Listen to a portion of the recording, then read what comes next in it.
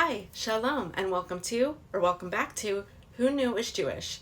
We are on episode 144, and today's topic is Rummikub. Ephraim Hertzano was born in 1912 to Jewish parents in Romania. He originally sold toothbrushes and cosmetics. Hertzano invented the tile game Rummikub in the 1940s when card playing was actually outlawed under the communist regime. Hertzano envisioned playing a game that would use small tiles instead of cards to play a game that could be played by young and old alike, that had no ties to any language or religion. He wanted to create a game that would really bring the people together and one day change the world's leisure time. Inspired by the rules of gin rummy, he reinvented it and simplified them with plastic tiles. Hertzano designed the game to combine elements of rummy, dominoes, mahjong, and chess. Rummikub can be played with 2 to 4 players and consists of 106 numbered tiles.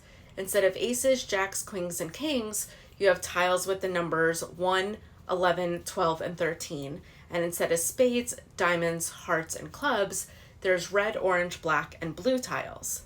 Players put all these tiles face down in a pile at the beginning of the game and draw 14 for their rack.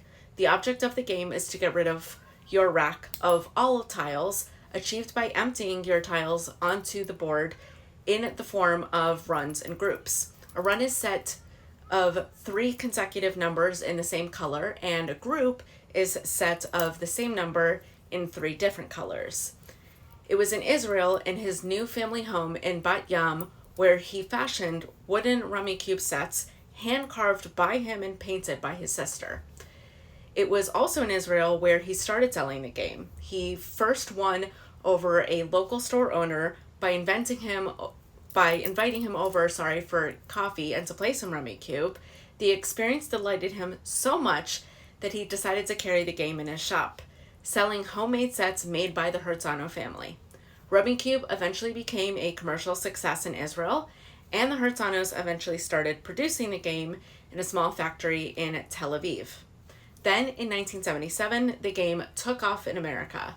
Comedian Don Rickles talked about how his wife brought a funny game called Rummikub back from Israel on The Tonight Show with Johnny Carson. Famous fans soon included Liz Taylor, Telly Vasalis, and so LaMotta Light Industries Limited was founded by the Hertzano family in 1978. The game was advertised as made in Israel, and Ephraim's son Micah, who took over the family's game enterprise, actually opened up a larger factory in the city of Arad. While Ephraim had 3 different ways to play the game, detailed in the 1978 The Official Rummikub book, called American International and Sabra. It's the Sabra version, traditionally played in Israel, before the game's international success, that eventually won out and remains how the game is currently played today. As Hebrew reads backwards from right to left, so Rummikub always goes counterclockwise. In the 80s and 90s, Rummikub became an international sensation and was translated into 24 languages and is sold in 48 countries. In 1991, a World Rummikub Championship was actually established and happens once every 3 years. Micah Hertzano still runs LaMotta Light Industries to this very day. Thank you again so much for joining me for today's episode. I certainly hope you enjoyed it.